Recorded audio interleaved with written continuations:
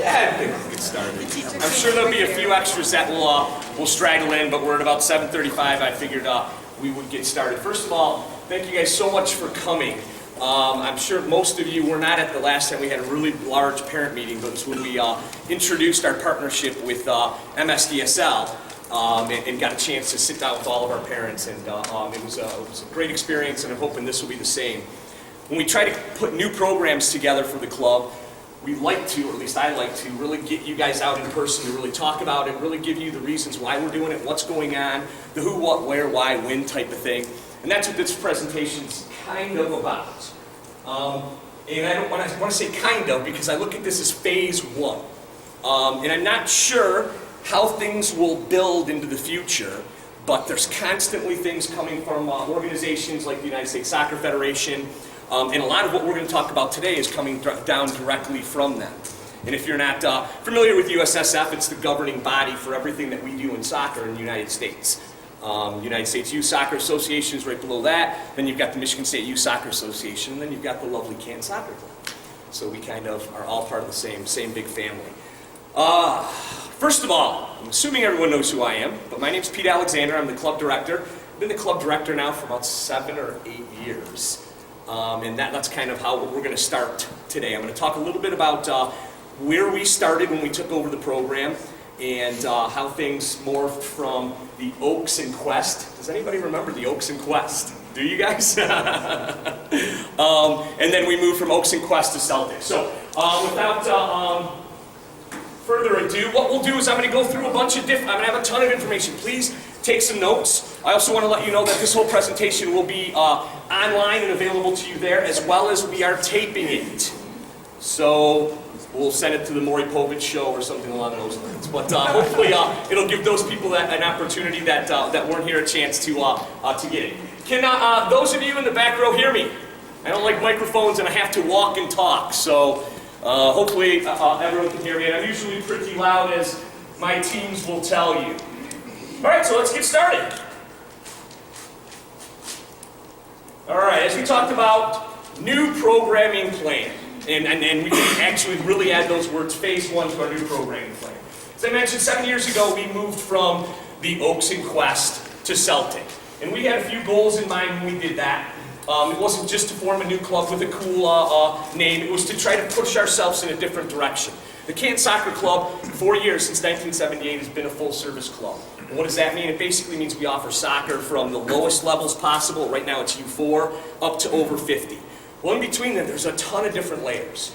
And we're going to focus on some very specific layers today, which is basically our U11 through U14 age group. And I'll explain a little bit about why we're going and hitting those age groups as we go through this presentation.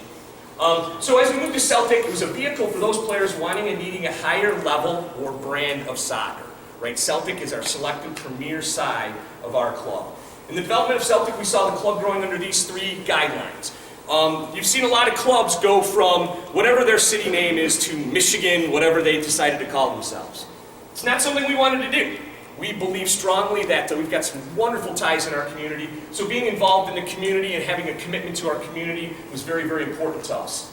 Player development and growth within the game, huge. We will not lose focus on that key fact, even as we talk about how things are becoming more and more competitive. So remember, player development is a major focus for our club. And then finally, Celtic teams need to play at the highest competition level appropriate for each team. Real quickly, the mission statement of the Canton Celtic, and I apologize, you're not going to be able to read it very well, but I'll read it quickly to you. The mission of the Canton Soccer Club Select and Premier Program, Celtic, is to provide a positive and creative environment for the advanced players to improve their soccer skills. With top coaching, excellent facilities, and a year-round program, each player will have the potential to reach his or her maximum level of performance, all while learning the skills of commitment, dedication, teamwork, and sportsmanship.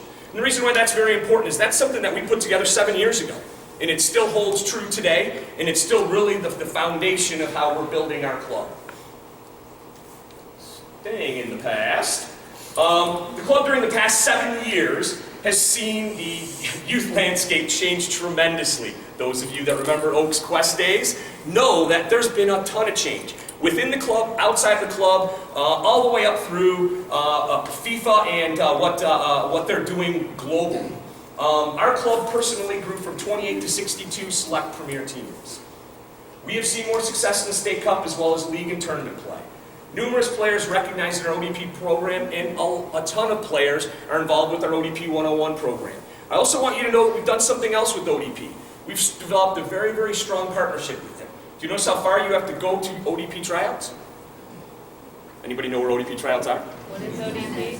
ODP is the Olympic Development Program. Thank you for asking. But the Olympic Development Program tryouts are at Independence Park. Where is ODP 101 held? Independence Park. And the reason why we did that is we wanted to make it as convenient as possible for our kids and our families to be a part of high-level soccer. Also, we've had many players advancing to play high school, college, professional soccer. We've got players right now that have played for and are playing for the Michigan Bucks, Michigan Stars, Detroit City FC, all coming out of our Canton Soccer Club. The most recent changes have seen a lot of things change within our leagues.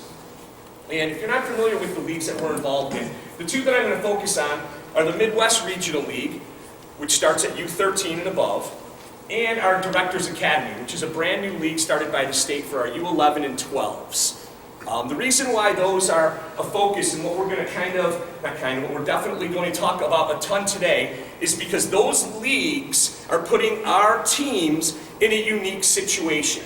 And that situation is competition, all right? What do you mean? Every time I go on the soccer field, I'm supposed to play. Yes, but we need to compete to win in those leagues, or you don't play in those leagues anymore. And we'll get into that in a little bit. The competition is fierce, and those teams that do not keep up can and will get relegated from those leagues. Given that type of environment, it is paramount that our Celtic teams in key age groups are properly prepared to not only face this challenge, but to also excel. Like our setup here with the nice big computer and stuff. I got to thank Danny for that, by the way. Is with that goal in mind that we thought we must look at to change our programming. And to do that, our first phase is going to talk, or what we're going to first talk about is our U11 to U14 black teams. New programming centered around our U11 and U12 girls and boys black teams, or typically our Directors Academy teams. And also the U13 and U14 boys and girls black teams, which is typically our full year MRL teams. These teams, by the nature of the leagues they compete in, must prepare and train to win. To this end, we are revamping our goals and training protocols for these teams. And that's what we're going to hear to outline today. Beginning this fall of 2014, in addition to all the other facets of the Celtic program, team camp, 4 tournaments per year, winter indoor training, etc. These teams will add the following to their curriculum. All right, as you know, a few years ago we started to say we wanted to train harder and more in August. Why? Because the kids are available, they're off of school. That is now going to become a paramount to the beginning of this program. Obviously, August starts the year. But I want to focus on these first couple of lines anyway. Training is huge. I'm going to show you a few slides from the United States Soccer Federation about how many times teams should train as opposed to games that they actually play on a per week basis. And we'll get into that in a second. So training's huge. Point 2, these teams are going to go from twice a week in the fall and spring practices to 3 times a week. So they are going to add an additional day of training with their teams. They are going to add 6 additional technical functional training sessions per year. What does that mean? Great question. Does anyone know what functional training is in soccer? Sorry if you don't, it's no big deal. Well, Brian and I had a conversation this morning. Functional training in soccer is getting very specific to the positions that you play. So in other words, we can build an entire training session to train our right back, for example. In these 6 sessions, what we're going to be doing is we're going to be taking our U11s and 12s, black teams, and combining them, but breaking them up. All the defenders are going to train. All the midfielders are going to train. All the forwards and goalkeepers are going to train together. So these 6 functional training are going to give them an opportunity 6 times a year to get specific to the position that they play. One of the questions certainly is, well, what if my son or daughter plays multiple positions? That's okay, there's going to be 6 of them. She can go to whichever one, or he can go to whichever one that they feel they would get the most out of. So those 6 additional functional trainings per year, on top of, we currently have 4 tournaments per year. These teams are going to go to 6 tournaments, 2 of which we want to be home and local so that we're not killing. We're not going to go to Disney 3 times a year, just so everyone knows. But yes, we do want to increase that idea of preparing for an event. So when we talk about training, what are we training to do? What does our U.S. national team train to do? Right? They train for the World Cup that's coming up, right? So they have an event that they prepare for. And that's the way our teams need to train. We need to train to prepare for these upcoming events. Whether it be just a league game, but I love those tournaments because it's a competition the kids get excited to go and be a part of, and we can train specifically to get ourselves ready to go there. All right, additionally, these teams will, the coaches for these teams, huge. The coaches for these teams in this age group, most of you know our full-time coaches coach 4, some of them coach 5 teams, right? It's the nature of being full-time in the soccer industry. The only way to do that is to coach multiple teams. What I've asked the coaches that are going to coach in these age groups is they will coach no more than 2 teams. They will coach 2 teams in this bracket, this age group bracket, and that's it. They won't coach outside of that. Why is that important? It's hugely important because obviously they're training 3 times a week. To add multiple teams to that would be nearly impossible. Also, I want them to focus specifically on these teams because of the curriculum that we're setting in front of them. In the final point, these coaches will also have additional responsibilities with our non-black teams, our white teams, our green teams, etc. We'll go over that in a little bit as well. Each team will receive 1 free session of futsal league play in the winter. And all the teams will get split in half. So half the team, because futsal is a smaller game. People ask, why are we doing this? Well, part of what we're going to talk about when we get into the USSF slides is USSF is really pushing futsal. We had a chance to have a clinic by a guy by the name of Keith Tozer on Saturday. Keith Tozer is our U.S. men's national futsal coach. And he said him and a bunch of other coaches who actually went to Spain and sat down and talked, had a big coaching seminar in Spain. And when they met with the national team coach, he went through all this spiel and he said, and by the way, we'd love to have all of you take a picture with the World Cup. As you all know, Spain is defending world champions, right? Of course, they're like, oh yeah. And then he asked the question, why do you think we won the World Cup? I was like, oh, you were the best team in the world, I suppose? Well, he attributed it to his country getting fully involved in futsal, all right? And they've modeled that after, who would you guess? Brazil, right? So these are the countries that keep winning World Cups, and obviously it worked for Spain. So you're going to see a bigger push towards futsal within our club itself. Additionally, each member of these teams will be allowed to sign up for 1 free session of Celtic winter training. You know all of our different winter training programs, Celtic Touch, Scoring School, Striker Keeper, etc. You will get each individual player on the black team will get one of those as part of their dues within the club. It does not include the Celtic futsal program, obviously because we're giving you the Celtic futsal league. Also, all State Cup and DA Cup registration and referee fees will be covered by the club for this program. This is not currently something that any teams get unless they make it beyond the quarterfinals. All right, so here we go. No surprise, this is coming from U.S. Soccer. Unfortunately, these are some of the slides that are difficult to read, but as you read through it, as Dan clicks through it, it's got a bunch of different boxes. One of them is training sessions per week. U11, U12, and U13, they say we should be training 3 times a week and have a maximum of 1 game. So a maximum. They might not even play games during that 1 week. At U14, U.S. Soccer wants teams training 4 times a week with the same maximum 1 game thing. So as you can tell, they are really throwing a huge emphasis out as into that training above competition type of stuff. So something for you guys to take a look at later. All right, what will this mean for our team? So typical, you skip one, Dan. Did I? Yeah, we'll get into the year at a glance. You have it? Technical difficulties. No. Okay, Dan. Well done. But now let me go through it real quick. You're going to practice. It might be next. What? It might come after that. No, it's in, trust me. Go All right. away. Go ahead. All right. Yeah. We tend to argue.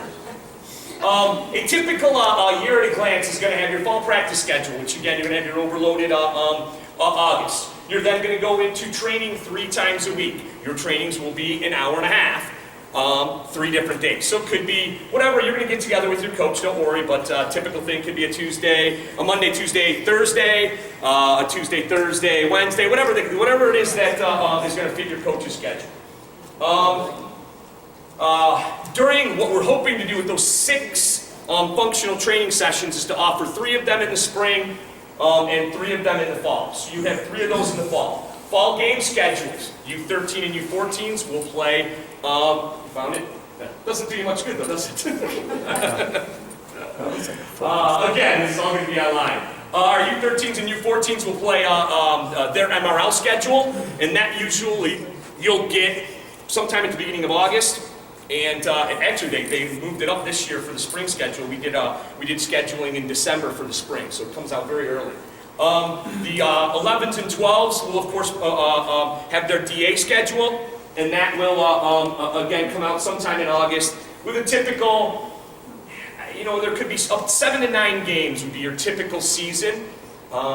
Then you'll have a fall tournament schedule. We're looking at all kinds of different tournaments as potentials. I got the one sitting in front of me talks about doing maybe a couple in August to get their feet underneath them, and then one near the end of the season, possibly even into November. The winter training schedule, training at HV twice a week for the entire winter. Okay, some concerns, and I know the question will come up later, well, what if they don't put that dome up that they said they were going to put up last year? Don't worry, we've already worked with them. These teams are going to train twice a week at high velocity, whether it's in the dome or not in the dome. And we're making sure that we have those schedules taken care of. But just on the thing of the dome, we're very, very confident. It seems to be going very, very well with the township that construction will start in June. So just a quick update for you guys on that. They'll do futsal. They'll have their choice of the winter program that they want to do. And then there will be 2 to 4 scrimmages, hopefully in the HV Dome, where they're going to bring in teams to play friendlies. So we'll have those throughout the winter. There could be a winter tournament as well. Obviously, we went to Disney last year. It may not necessarily be that, but we're looking at these teams doing something competition-wise in the winter. The additional tournaments would probably be something like the Michigan Jags as a local one. Canton Cup would be your second local one. Remember we talked about 2 local ones. It's competition, but we certainly don't want to kill your wallet. And then, of course, these teams will get into State Cup as well. Spring League schedule, same thing. It'll either be whatever the MRL schedule is or whatever the DA schedule is. And again, typically 7 to 9 games. All right, black team pricing. Wait for it. Boom. Okay. A lot of people, this is the biggest reason why you were here. Obviously, we went through a lot of different things that we're offering out. And just so I'll get a little bit ahead of myself, a lot of this, almost all of it, in fact, will be offered to other teams as well, but it won't be as part of their program. It'll be more of an a la carte. We'll get into that in a minute. But the pricing for the black team will be, will go from $1,900 to this $2,650. And all of those things that we talked about are included in that price there. All right.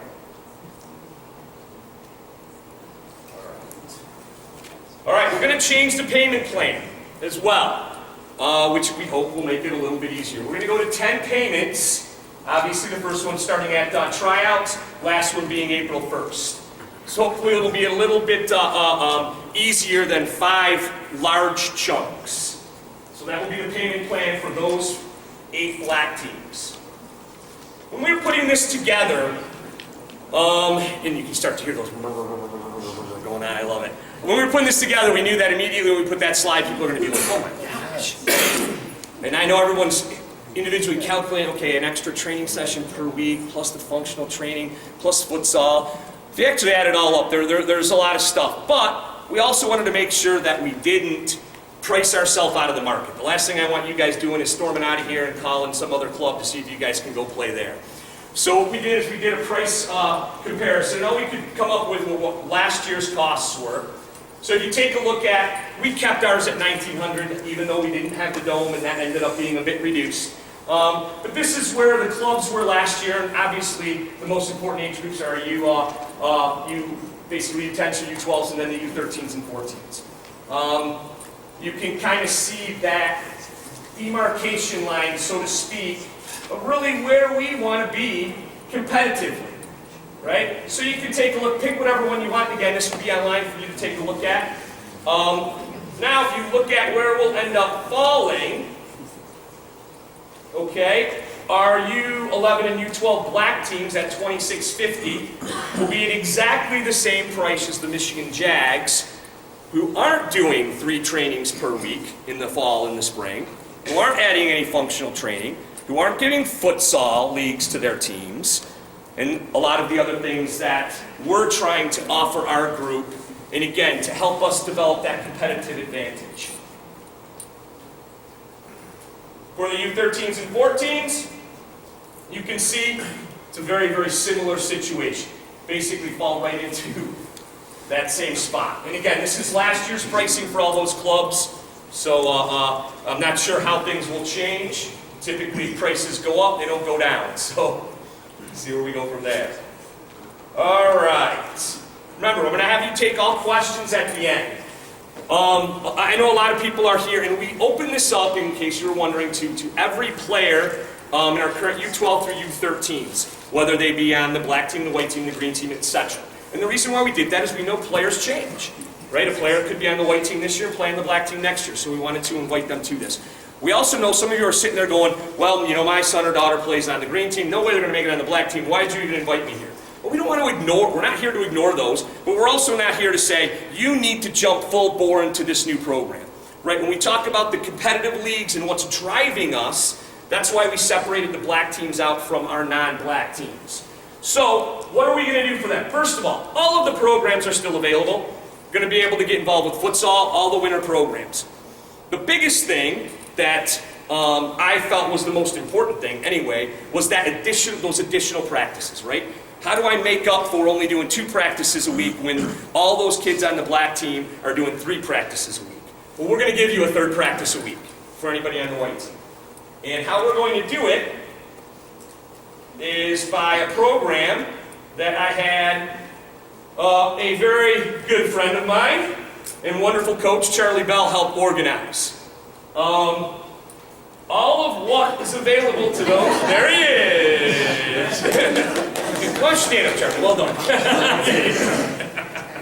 We knew we'd love that. All of what is going to be available to our black teams is also going to be available through that, and again, with some additional training organized by Mr. Charles Bell. All right, what does that mean? What is it all about? I'm not just going to tell you we're going to give you another practice. All right, it's not coming up and showing up for street soccer or open play Fridays or whatever that is. We're putting together a comprehensive curriculum for those players that want to do it. And our anticipation is we'll have some that will sign up and some that won't. We'll staff it based on the number of players that we have, and the curriculum, like I mentioned, will be very, very specific. You can go to the next page. There will be, and we're basically calling this, right, this is the 2nd phase to our programming, U11 U14 Canton Celtic Advanced Program. There will be 20 90-minute sessions to continue the education of our players on the following. Tactical skills, improve attacking and defending principles. Tactical in the game of soccer actually means knowledge, understanding. Technical, Accuracy and speed in individual and collective techniques. Technique is the skill of the game. Passing, shooting, receiving, heading, all of those different things. Physical, improved speed, agility, coordination, and balance.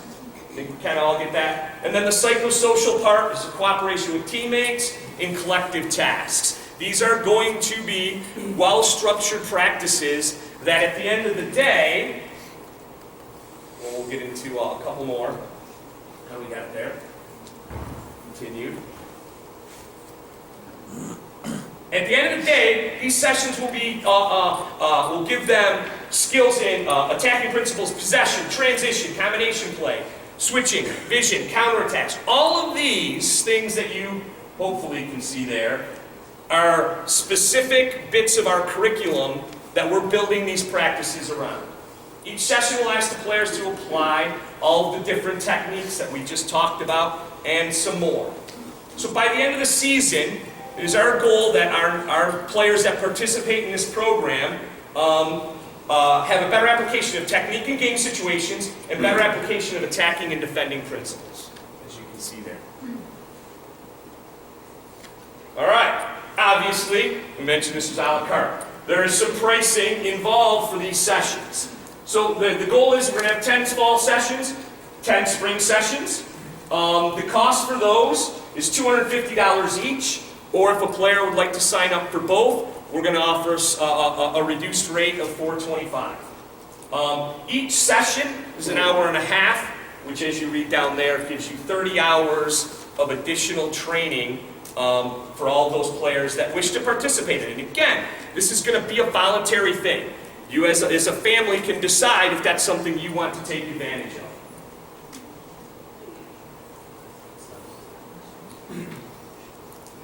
How'd I do?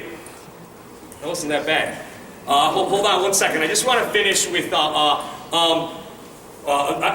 know that there's going to be questions, and I'll be able to answer all of those.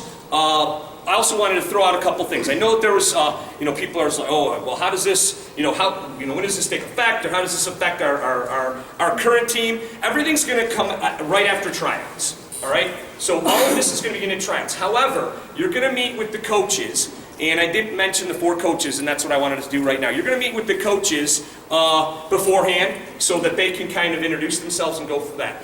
On the boys' side, the coaches for our U11 through U14 will be Ian Jones and Andy Pritchard. Ian unfortunately had a state cup game. I think it was a state cup game. Definitely had a game today. But Andy is right there.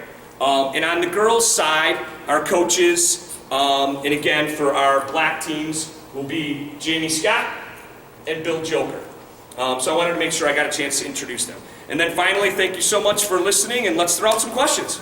First one I saw. What does overloaded training in August mean? Overloaded training in August. We started a couple of years ago telling all of our coaches, listen, we've got kids that are available. Let's train more than twice a week. So what they're going to get is 3 to 4 times a week through the month of August, they're going to be on the soccer field training with their team. And is that going to be like the evening practices, or are you talking those 11 to 12:30 in the middle of the day? It's typically up to your coach. I do this with my team, and we go in the morning. Yes? So Pete, with all the prices and the such, when you looked at all those other clubs, did it include things like uniform costs and all those ancillary costs when you're looking at where we're at, other clubs and things like that? How does that kind of all shake out, and what do those things include or not include? Right, that's a great question. And you can actually check that out online. I think to a club above us, none of them include the uniforms. I know that somebody, and it might be the Tigers or someone, does have uniforms in there. But you can go in and check. But so other than that, the program, they're training once a week in the winter, most of them. Some have added an additional one. Obviously, we're going to go to 2. But it's very, very similar. You'll notice that the old pricing, in other words, apples to apples. It was really tough to put this part together because no one is really as upfront with us on the pricing. I mean, if you go to the Jags, that doesn't include the but they don't include the tournament, and then you got to pay the coaches separate for going to the tournament, et cetera, et cetera. For the most part, no one was including uniforms like he said, but it was just all those hidden costs that so don't take this as a grain of salt down to the last dollar. We did a lot of work on what wasn't covered in that price and then adding that on. So then the follow-up is, since the costs are going up and they're becoming more recurring in nature, monthly, you know, the idea of credit card payments, automatic hits, things like that, where we don't have to pay the 3% fees. I mean, could you maybe talk about that? Because that could make life easier for everyone. Boy, we've been looking into that versus for processing 2 years. We could That'll do take- that. They'll take your program to about 27.20, just to do a credit card. If we with the transaction rates, say That's we're at what you 2. found out? I left you. But listen, instead of that, I try to do that, and you go over with the amount of players in the club trying to do transactions. I mean, we're looking at 30 to 50 grand that we're just giving some a merchant account to take credit card transactions. I'd rather give that money to full-time office staff that can also do other things as well. I mean, we'll still do it, and you got that option, but most 90% of the people pay by check right now. I know it's convenient, but is it 50 grand convenient that we have to somehow make up? I mean, so that's our thought process on it, if that makes sense. Hold on, so, right back there. Yeah, I just had a question for the non-rec teams. Sure. This extra training that we can sign up for, will that be coordinated so it's not at the same time as the team practice? My concern is that like, it's available because we can't go. Right. Absolutely. Right now, we're looking at Friday nights because nobody's training on that night. So that's what we're shooting for right now. So would it be probably on a Friday evening? My other concern is that it seems like a huge training and preparation gap between the black teams and the white and green. And just developing the pipeline, when we go from U10 at 66, eventually meeting 11 V11 teams, is the pipeline really going to be ready and are all the kids going to get developed enough to join that? It just seems like a huge gap. I don't think the gap's huge because all of those things are available, and including those extra. I mean, if you look at what the training will be, it'll give you that third extra practice throughout the weeks of the spring and the fall. We still are going to have available to every player, white, green, etc., to get involved with our futsal training, the rest of our winter programs. So that stuff's all available. And the reason, and remember we talked about this being phase 1, this could be a future program that every team is involved in, but right now we're basing it on the leagues that we're involved in. So we're looking at this as our pilot program for this. And I don't disagree with you, and I'm hoping that our players, that our non-black players, will take advantage of these extra opportunities so that they can continue to train and you know, get a similar result as what the black team players are getting. I think someone was here. I don't know if I'm jumping. No, Yes. no, just so building on that, so Yeah. like the non-black teams that play U10 or U9 next year, are there going to be additional training opportunities for them? Right now, this program is only U11 through U14. So even our black teams are not going to this at those age groups. They're going to train exactly the same. And remember, and I knew this question was going to come up, player development is still huge. We have to look at, and one of my fears of going to such an inclusive program like this is player burnout. All right, and we've talked long and hard with our coaches about making sure that we're paying attention to how our coaches are. We didn't put psychosocial up there because it's a cool word. That's important in youth soccer that we pay attention to as part of our 4 things that we're developing players. So we said, listen, we're going to continue the program exactly the way it is for our 7s, 8s, 9s, and 10s. We're going to ramp it up at 11 because that's when the state's telling us it's time to ramp it up. Junior State Cup, DA Cup, all of those things, and go from there. Where we go in the future, it could go in a lot of different directions, but I have some fears about keep lowering and lowering and lowering.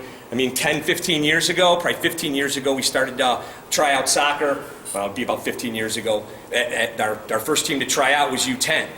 Right now we're down to U7. So I mean, things are getting a little bit crazy. So you know, the future. Well, we're trying to stay up with it as much as we possibly can. Yes.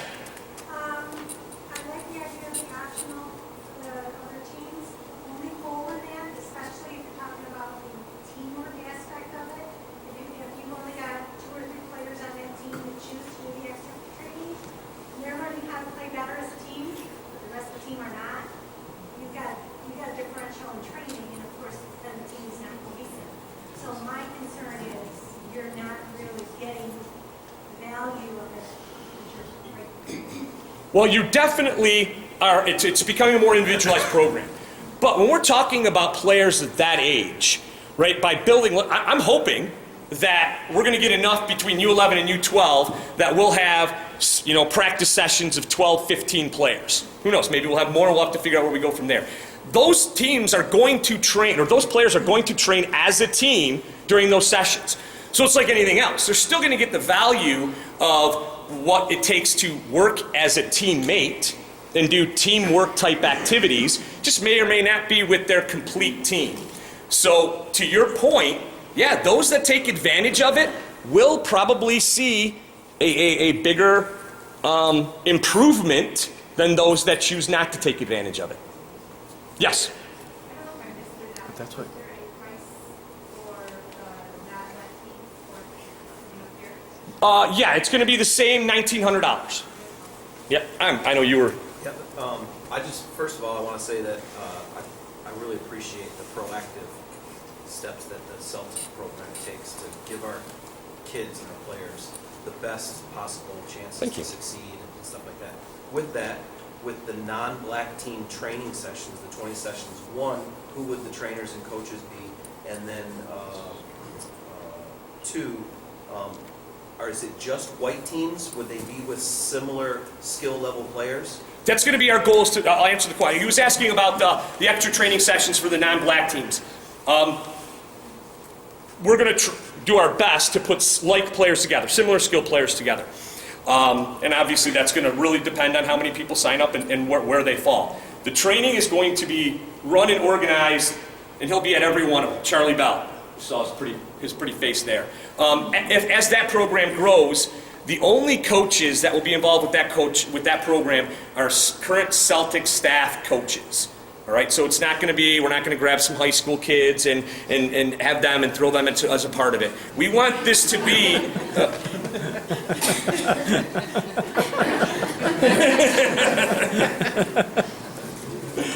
We want this to definitely be a valuable program, and we want our staff knows. In fact, we've already been asking for staff to keep their Fridays available based on whatever our enrollment ends up being. So I guess part of my question was, as far as skill level and just to keep it simple, is it offered to other non-black teams besides the white teams? Yes, that's why we left it at non-black. So we're going to allow, there's, especially when you're talking about the youngest age groups, right? We want those kids to be able to train as much as they want to. And again, we talked about that burnout thing. So we want to be able to give that because I can give you multiple examples of green team players that throughout the years are now playing with our black teams. So we want to keep that available to those that want to do it if they're involved in these age groups. I'm going to get to this side of the room. Yes? The coaching staff that you named for the black team, Yes. how long do we proceed on being in those positions? That's a great question. She asked me, how long will those coaches be in those? Right now, that's where they're going to stay. Now, there may be, they may jump around. Like, for example, we're doing it in two different ways to kind of do an experiment. On the boys' side, both Pritch and Jones have one D8 or one U11 or U12 team and one U13 or U14 team. On the girls' side, we're doing it different. And again, it didn't matter which one it was, but Jamie's going to take both the U11s and U12s, and Billy's going to do the 13s and 14s to kind of see how that works out for them. But they'll be that. But they're going to stick with those age groups. In several years? Yes, I don't see it changing unless, soccer changes so much that I don't want to commit to anything. But for the next few years, for sure, those are going to be the coaches. Yes? Could you recap real quick for the 2650 what you get? I can, I think. Thank you. You're welcome. All right, let me find it. Boom. Did I go too far? Okay, the additional training time. So you're going to have 3 practices a week in the fall and the spring as opposed to the 2. 6 additional technical functional training. We're hoping to do 3 and 3. And I don't know if you were here for that, but I can give you more detail on what functional training is. 6 tournaments instead of 4. Next. Dedicated coaches. In other words, we're not having these coaches with 4 teams. They need to be focused on these age groups so that we can put the best product we can on the field. Each team will receive 1 free session of futsal. And it actually should. Each team is going to get broken half, however a coach so desires, so that they're going to be able to play. So each team will have 2 different teams that will get involved in the futsal league. And that's for numbers. Yeah. Thank you. This is not the Sunday futsal training. This is putting you in a futsal league. So you're going to have futsal games, and I believe that's a typical indoor. I think that's usually 8 games that they will get.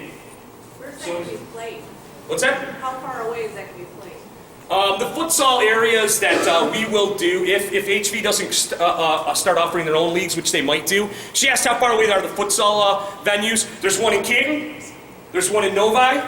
Is there one in Ann Arbor? Ann Arbor, Saline.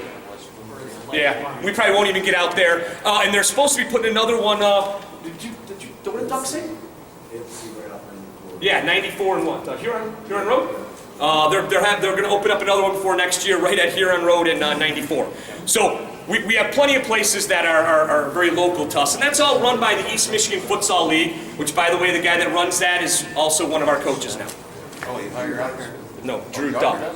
Yep, Duck. My question wasn't futsal though. You answered one of them saying it's East Michigan. But the other is there any plan to go to any of the regional tournaments? We took our girls to Akron last year. Oh, great. It was great. If it's on your radar, great. But Yeah, no, absolutely. Asked about any futsal type events, futsal tournaments.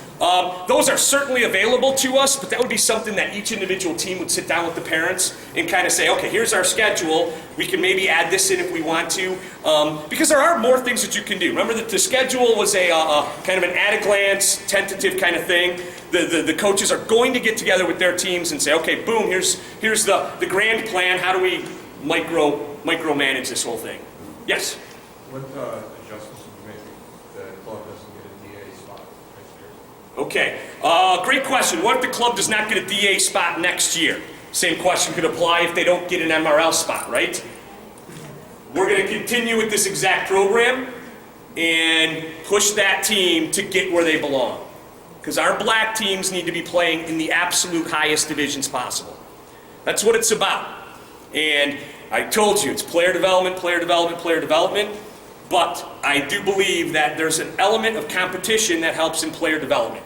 And what does that mean? The best, when you play the best comes out of you. So, yeah, is there a potential a team doesn't make a DA or doesn't make an MRL squad? Yeah, but we're going to push them even harder to get there. Yes? Outside of where you mentioned that they were going to break off like keeper and forward. Functional training? The functional training? Mm-hmm. Will there be any advanced keeper training for the keepers on this team? We haven't put anything like that together. I mean, obviously our goalkeeper program, he asked if there's going to be advanced goalkeeper training. Is Georgie here yet? No, too bad.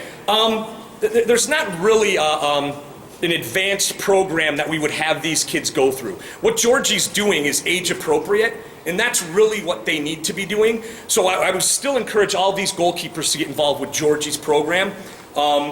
Because a goalkeeper is a specific position, and to someone's credit, do they need to train with similar things? No, they need to be able to stop shots, receive crosses, do all that, and they can do that in whatever environment and whatever players are around. So, yes? So Pete, in regards to the tournaments, I know that this year some of the teams, you were trying to push more Disney. To me, Disney is nice to go to, but it's not necessarily high quality. But teams are talking about like Jefferson Cup or Annandale, higher profile tournaments.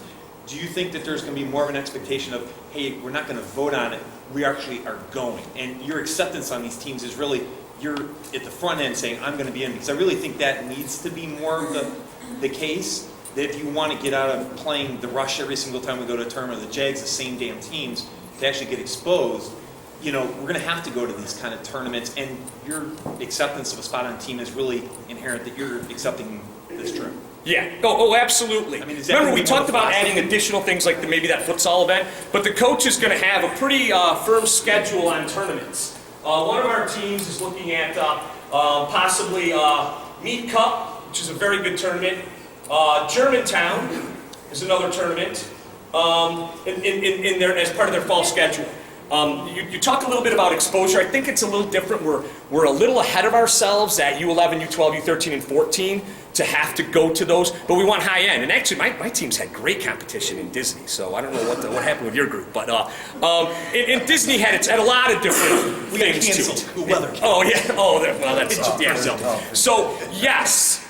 Higher end, they need to compete in tournaments that are going to challenge them. You can't go to Grand Rapids every time. No. And the same tournaments, so you're exposed to higher level and different teams and different styles in different parts of the country. I look at it as a balance when you're talking about 6 tournaments. So maybe you go to a Grand Rapids as the start of your season in August, right? So you go there and you play Grand Rapids Crew and someone else. So you're going to get some decent games. Then you go to a Mead Cup, which is going to give you some very good competition. And then you end the season at some place like a Germantown, for example, what we just talked about there. That's going to give them that high competition level. We don't want these teams to go into events where they're going to go and just start crushing teams. We want them to be, again, prepared to play soccer at the highest level. So that's going to be the goal. goal. I also think, though, it has to be kind of an expectation that if you accept these spots on teams, the teams already know they're going there and you're in, versus, people are waffling of, hey, I want to go, I don't want to go. I mean, I think that there has to be an expectation that this is where the team's going, either on or Talk about the Just so we tournament. can end this discussion on that, just so you know, all teams have to have their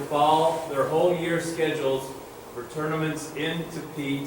So all the teams are meeting and discussing this, regardless of what color you are, by May 1st. Those will all be posted online by mid-May, so not only will our own club, but outside people who may be interested in coming can see what we're going to do. So that's going on. You will have that discussion with your own team, and if there's a disagreement or whatever, it's kind of like it gets done. And I think too, will it be an option though for people to opt out of going? Okay, so expectations is where you're at. Yeah, and exactly that's what I was gonna hit on. We expect that our players will be a part of all of the events that we do. And it's I don't have it pulled up right there. Jonesy's gonna send out his little thing, and he writes in there that, hey, we totally understand that things come up, whatever it might be, we get it. But there shouldn't be, I've got to miss this for this and not go to this and all of that. It's the 1 or 2 exceptions. So what does that mean? Well, my son plays pick a sport, any other sport, okay, and it conflicts with, some of the practices. Okay, we get it. First of all, you're good enough to make the black team, you're on the team. Now someone's going to ask, well, my kid makes every single practice, and this kid's missed 5 or 6 all season, and that kid plays every minute of every game. Is that fair? Yes, it is. And the reason why it's fair is because it's not about I'll feel good and do all that. I'm hoping that the kid that's at every practice outgrows that kid who's missing some, but he may or may not. And we've talked about these teams, and again, our black teams are competitive teams. We are going out every time we step on the field to win. Right? So if that, you're going to look at me and say, well, that kid misses so much. Now, coach may get to a point where you're being disruptive if you're missing too much. And the coach will make that, meaning you have no idea what our set pieces are all about. Right? If and when we make a change in a formation for whatever reason, whether it be because we're down a player, up a player, down some goals, up some goals, and you can't handle that, then those players will end up sitting. But, yeah, this is a much more competitive, driven program. Yes? So, the other thing about this age group is many of the kids are having problems with their knees and their heels because they're growing at this age. So adding another day of practice could, I don't think my daughter could have done it in this fall because she was having so much trouble. Does the club have, are any of the coaches physical therapists, or would there be some? I know where you're going with that. And yeah, one of the things I talked about was my concern with burnout. But remember what U.S. Soccer's telling us. A minimum of 3 practices. Yeah. So let me go to what we're trying to do. We have a relationship with Dynamic Athlete Performance. Where you can go in and talk to Chad Smith, and he certainly is a guy that can work with us on injury recovery, injury prevention. We're also working on a partnership with, may sound a little bit weird, but the best way to describe this guy is a sports chiropractor. So in return for some advertising, some things like that, and we are trying to develop more partnerships, we're going to be able to send players his way for those types of issues, right? And then the final bit will be to actually meet with someone like Jamie, who's a certified personal trainer. You're talking about problems with your heels and knees. Jamie can watch you run, all right? It may be I see kids with bad heels because they don't know how to run. Their stride is too long, and they're landing so hard on their heel, right? Shorten up a kid's stride, you can correct things like that in seconds. So are all of our coaches able to do that? No, but we have resources to go to. I think I saw it first, yeah. Should goalkeepers bother signing up for the additional trainings for the white and greens? Oh yeah, Okay. yeah, absolutely. Yeah, for sure. It's going to encompass the whole group. It's a good question. He asked if goalkeepers should sign up for the additional training for, the non-black teams, and yes, absolutely. What's the average team size for a black team? So at U11 and U12, the roster size will be 14. 11. 12 is 11. Oh, I'm sorry, they're 11 U11. Yeah, U11 will be 14, and all 11 V11 teams will be 17 on the roster. Good question. Well, not really. But that's where we're going to end up. All those leagues allow you to put close to, I don't know what the DA is, 24? 22? 22. We're not going to go to 22 on a roster, so don't worry about that. But those leagues allow that. Yes? With the addition of covering the one session of the futsal league, will it still be the expectation that the black teams still do the 3 sessions of Celtic futsal? And if so, is there any thought to actually dividing that by skill level and experience rather than age group? The question is, the current futsal training, are they going to be expected to do that? That's the Sunday training that's run by Ian Jones. Some of our coaches have really pushed that and want our kids to do it. Not all of our coaches have gone in that direction. And as far as how the program is going to go, I haven't talked to them if there's going to be any necessary changes in that. It really is designed to get kids out there and individually work on their foot skills. There's nothing in the works to see us do anything different, but yeah. Oh yeah, if you got more information, Prince, go. No and no. I'm not going to be expected to do it, and no, there's not going to be any difference in change. So there you go. The expectations won't be there, but it's an additional program if you want to take advantage of it. Yes. Thanks, Prince. If you didn't hear Prince, he said no and no. I'm apparently a lot more long-winded. The extra winter training that you're going to have 2 practices a week? Yes. Whether there's a dome or not, more importantly, if there isn't, is it going to be on split boarded field or sharing with another? No. Again? It has to be a boarded field because they didn't do what they're telling us they're going to do. You'll have a full-size field, which is about the same space you'll have when we go out in the dome, because obviously we're going to break that up and have multiple teams out there. So that's a good question. Question was, how much space do we have if they have to train boarded, and they'll have the full field? Yes. Hi, Pete. Hi. I have a request and a question. A request? The request is you introduce some new coaches. I don't know who they are. So, could they stand up? Oh, yeah, yeah. Stand up, please. Will you see Charlie? Why do we take Charlie down? Jamie? Well, the only coach that isn't here is Ian Jones, who's coaching a game right now. It's State Cup U16. I thought it was a State Cup game. He's out in Rochester. So Jamie Scott right here. We'll have our U11 and 12 girls. Andy will have, which 2 teams are you thinking? I know it's one. 11s and 13s. 11s and 13s. Jonesy will have the other ends. And then Bill Joker will have the U13 and 14 girls. Black team. Thanks. You're welcome. Charlie. Yeah, now your question. Oh, and Charlie. Sorry. You guys don't picture anything. I've been up there enough for it. Yeah, Charlie will run those additional sessions. I knew Charlie, though. What was your question? Question is, I want to paraphrase what you said earlier. You said, we don't want our kids to be going out and looking for other clubs. And that's great, because I bleed Celtic. There you go. Are you going to let us, parents, understand and know where we stand prior to the day that we go to Tryouts? tryouts? Okay. So we understand where we stand. Right, absolutely. The question is, how will we kind of know where we stand going into tryouts? Tryouts are very tricky. It's very difficult. There's no way to give you really a definitive Yes, you're on. No, you're not. But the coaches, when they do their player evaluations, are instructed to let players and parents know, hey, you're very firmly situated on this team. Or the word we typically will tend to use is, you may be on the bubble. Depending on what happens at tryouts. So you'll definitely get at least that much information from the coaches, and then obviously more when it comes to the specific evaluation itself. So, yes. The black team for the winter training, they are getting their sessions. What about the other teams? Last year, we had trouble getting into the sessions because there wasn't enough space. Is there going to be more added? Yes. Good question. So the question is, what happens to the other teams in the winter? Obviously, this past winter was a nightmare. It was as much of it was as I can guarantee you, whatever frustration level you may have felt, mine was quadruple. This was very, very annoying. So the question is, the non-black teams, what would they be guaranteed? Well, we're buying in big time that this dome is going to happen. There's only so much space that we have at HV.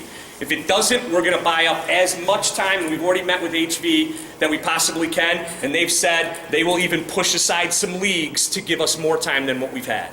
So I will say, again, I'm very confident that the dome's going to happen, but very confident means not a whole heck of a lot, There was some questions over here, and I keep staying on that side of the room. Yes? Hi. This isn't specific to U14, girls and boys. A lot of the players, some of the players, at least maybe a quarter of each U14 level black team is going to high school. So how does that play into cost as well as the commitment of that player for the whole year, potentially not playing high school? Well, you ruined a staged question. I'm going to let you know that right now. So the question is, what about those U14 players that are going to be freshmen and will want to play for their high school? We've had many discussions about this, and the first thing I'm going to do is kind of give you what our current philosophy is. That could change a little bit, and then I have at least one high school coach here who will address it.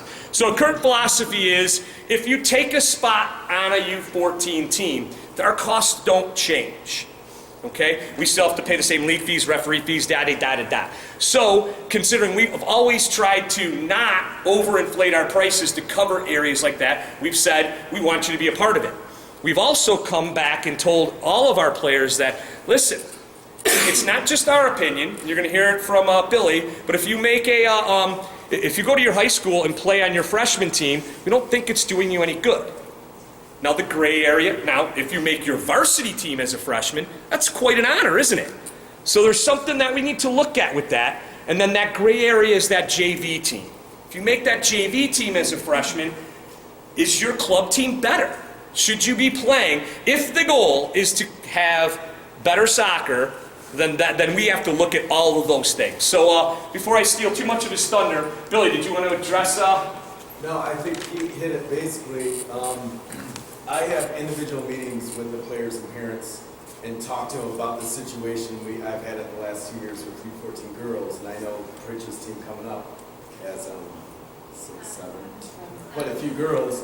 I highly recommend, I coach at Plymouth High School, the girls varsity. I highly recommend playing MRL if that's where you're at. One girl this year made the varsity team in Ann Arbor, and she took it, and she said she battled to even take that spot over playing with our club team. I have a girl this year played freshman for Canton, and I totally disagreed with it, but supported it. But I said you'll get more out of your club team at the level play, the coaching, the dedication than you will with the freshman team. JV, again, like Pete said, it's kind of that weird area where, if you have a really good team, it might be good, but overall, and I'm part of it, I think the coaching is better in Celtic than at the high schools, and I'm part of it. So I absolutely believe you'll get more playing club, but again, it's going to be an individual case, and like I said, I talk to each parent and player to kind of sit down and say, what are your questions? A lot think they're going to get blackballed, right? If they don't play as a freshman, I'll never make it. Well, I told them, as a coach, I would never not take a player because of that. If they're good, they're good. You're going to make the team. So, again, it's individual based, but I highly recommend that U14 playing club soccer.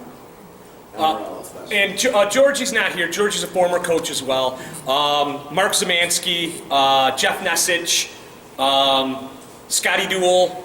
I'm trying to think of the different coaches that are inside the park right now. I've known all these guys, Mark Zemansky, I've known all these guys forever. They all feel exactly the same as what you heard from Billy there. So that's kind of where that's at. And we're going to have an opportunity to meet, whether it's the coach getting more information to those teams, but we'll talk more about those with those teams as we move forward. Some more questions over here. Anybody? Yes? I just have a question regarding futsal and the Sunday sessions Okay. for the black team going forward. If the futsal league is included, does that mean that the mandatory futsal sessions that we currently have, is that included in our price, or is that going to be? It's not in the futsal. Sundays will not be mandatory. That will be a choice for you. Good question. She was asking about the futsal training, and remember Pritch's no and no? Yeah, that was no and no. Yes. Do the kids get one more evaluation or not? I can't remember. Yes, they'll get one more, typically right around Canton Cup. And it's, okay, so they will have it Before tryouts. Oh, absolutely. Okay. Yep. The question was, did they get another evaluation before tryouts? And yes, and just right around there, typically before, right around Canton Cup. First week in June, somewhere around there. Somebody? I just saw somebody. Yeah, there you go. Is there going to be cap on that Friday night training, or do you have a thought about what the ratio is going to be? Yeah, definitely. It's going to be no bigger than a team. So the max we'll have is 15, 16 kids to one coach. And no, I don't want to cap it because we'll just add more staff. So, yes? Is there going to be intermixing between boys and girls at all? I know other clubs mix them up as far as training. For these ages, more than likely not. I wouldn't see the value necessarily.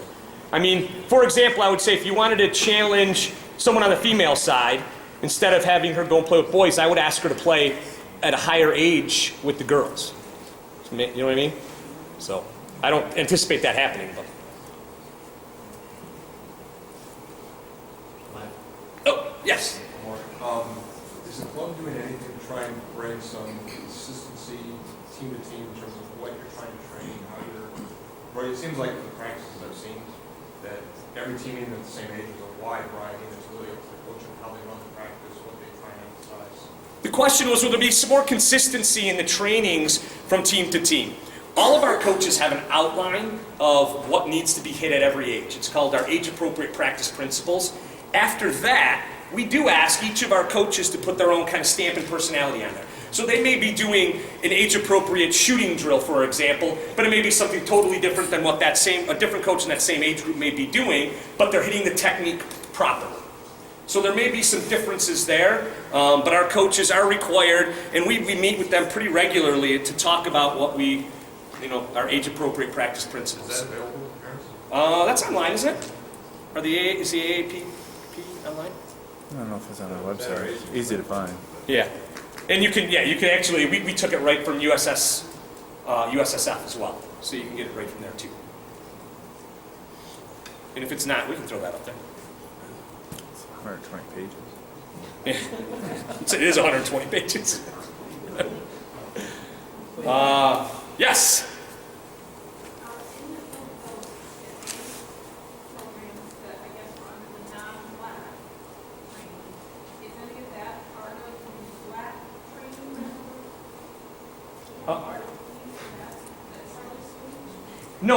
No. Charlie's program was the programming for the non-black teams. What the black teams are doing as part of their program is they are training 3 times a week with their team. So for them, it's mandatory. For the non-black teams, it's something they can sign up for. So yes and no. It's just not run by Charlie. I'm sorry? No. No, the black teams will have their 3 sessions already. They're required to train 3 times a week in this new program. The non-black teams are required to train twice a week, and then they have the opportunity to sign up for that additional program run by Charlie. Is there anybody else? We're here? No? Anything? Jim, did I miss anything? You want me to paint it up? Play now. What? Play now. Oh, thank you. Yeah, no, I'm glad. Okay, so the big question is, you know, my son or daughter is on the black team, and you know they're paying all this extra money. What happens to our philosophy of bringing players up to, you know, for example, from the white team to get additional training games, things like that? That's not going to happen with the frequency it could have happened in the past. And the reason why I'm not going to say it's not totally going to happen is that there may be a time that Pritch is going to say, I really want to take a look at that kid with my group. So maybe near the end of the year or something, he may pull that kid up. But for those of you on the white team saying, well, how is my kid going to get evaluated? The black team coaches, remember, they're only doing 2 teams. They have a requirement to be at certain games and practices of the teams below, and especially that white team, that next level down.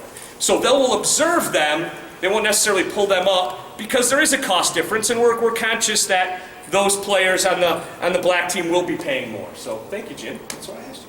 So the direct question was the kids that are playing up, that's an age group. Oh. And how to address those. Kids that are currently playing up in an age group. A lot of different ways we can go with this. One, we're not going to just tell a kid, no, you can't do it anymore. If they're good enough to play up there, that's fine. However, and I've already had this conversation with a parent that's currently in this room, Mike. His son plays up. What we're going to do with his son is roster him on the team below, because you can always move up. Even if his team, and we're going to meet with the parent and the player, if his team should be that upper team, that'll be the team that they play on, right, even though their roster will be down. So if there's an adjustment that needs to be made, for example, at a tournament or a state cup or something like that, we'll still have that ability to do that. So, yes?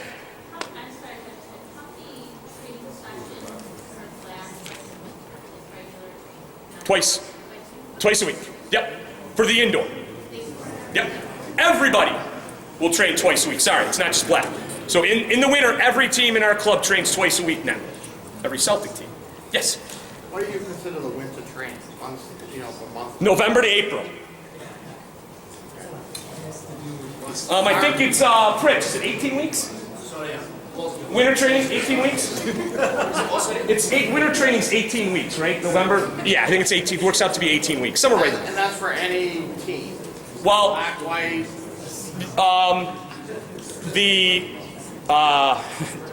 Remember how it was broke down for last year? Our youngest teams trained twice a week from January to April. Our older teams, right, had the full thing, right? So our 11v11s, every team, I don't care what level they are, will train for that 18-week session. Except high school girls. Yeah, sorry, high school girls have to quit early because of their thing. Yeah, whenever they're done, but they have a little different price break too.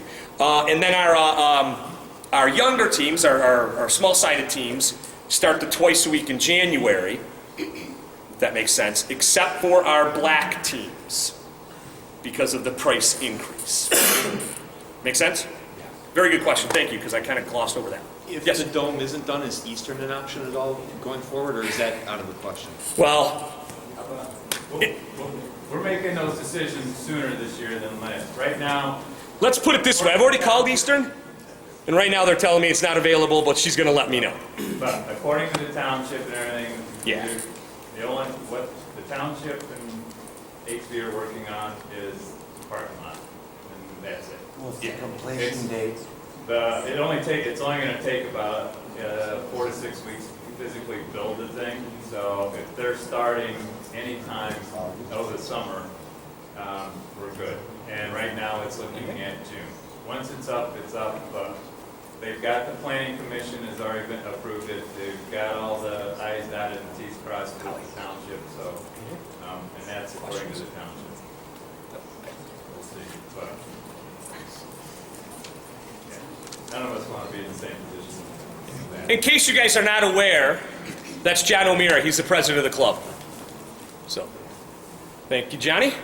Yes? I know you said no advanced training for the keepers. Is there any more frequency to get with George during the week to have more keeper training? Twice a week right now. Twice a week during the outdoor seasons, and then still only once a week during indoor dirt skates now.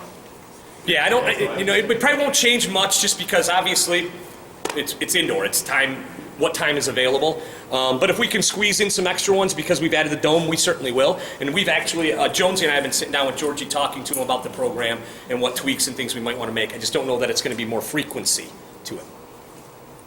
Yes? Pete, I address one thing we learned this year, is murmurings going on about somebody being on an MRO roster or non-MRO roster. We found out this year via the state, and luckily didn't get our hand slapped too big, is that MRL roster is considered the higher roster regardless of anything. Meaning a U13 MRL kid could technically not play on a U18 state MSPSP team because his U13 MRL team would be considered a higher league. So, in some instances, you may see a kid rostered on a different one. Ryan, my son's doing that right now, so that he can play for Pete's MRL team and another team when he needs to. He's rostered on the other team, though the MRL team is the main team at times. So, there's a lot of funky rules. A lot of stuff we end up doing is working within the rules of the leagues and the state in order to make the best of the situation. Cool, thank you. And we didn't have to forfeit the state games. Anybody else? If there's anything you guys are thinking of before I let you go, please shoot it out. Somebody else is probably thinking the same thing. And the reason I wanted you all here face to face is so that you can have an opportunity to ask as many questions as you wanted. There you go. Any additional thought or consideration to staggering payments with families with multiple kids in the program? By staggering payments, what do you mean? Discount. Can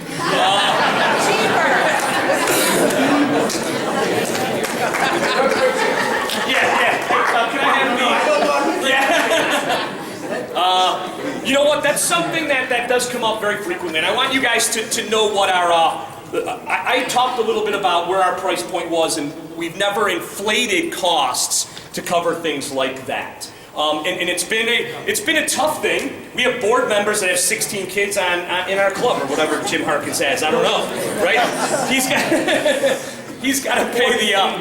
He pays the same amount, and I know it's tough. The one thing I don't mean to be at all facetious or anything when I say that, but if you happen to have 4 kids in the club, or if you happen to have 4 kids and one played for us and one played hockey and one was a gymnast and one was this, you'd be paying each one of those individually too. It just so happens that we're lucky enough to have all 4 of them in our club. So no, currently we don't have anything in place. Doesn't mean something couldn't change in the future. Our board probably addresses that topic once a year at least, if not maybe more.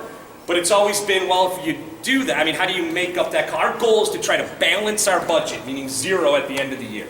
So that's why we do it that way. It doesn't mean it might not change, but currently there's nothing in the works for that. However, right, we're not here to just say, I don't want your kids to play. If there is ever an incident that you hear about, whether it's in your own family or someone else, that someone's having some sort of difficulties making club payments, please have them contact me. We work out all kinds of different payment arrangements to help people that are in need. We're not here to try to just be like, this is the hard line, but obviously we still have our bills to pay, and as a nonprofit, we're trying to float on that 0 budget as close as we can. So. Yes? What happens when kids are double rostered? Do they play twice? No. I don't know. But the reason why they don't is because we look at those players and we say, you know what, there's something special there. And all throughout the history of the game, when you looked at players like Mia Hamm, who played for her girls' team and played on a boys' team, When I sat in a room and she had a conversation, she's like, you know what, our club made it mandatory for me to do that because they thought I was good enough. They didn't charge us anymore. So there are those special players out there, and again, I don't want this to sound like anything more than, hey, there are those players, and we want to try to take advantage of them, or take advantage of them. We want to try to take care of them. It sounded great, didn't it? Hey, it's been a long day. No, we want to give them something special because we see something special inside of them, and the past has shown us if we don't do that, they'll find it somewhere else anyway. So. Yeah, I mean, so I see where you're coming from, but just understand that we do want to give a special player something a little bit more. Anybody else? Oh, how do we do? Too bad. 10 to 9? All right, you guys.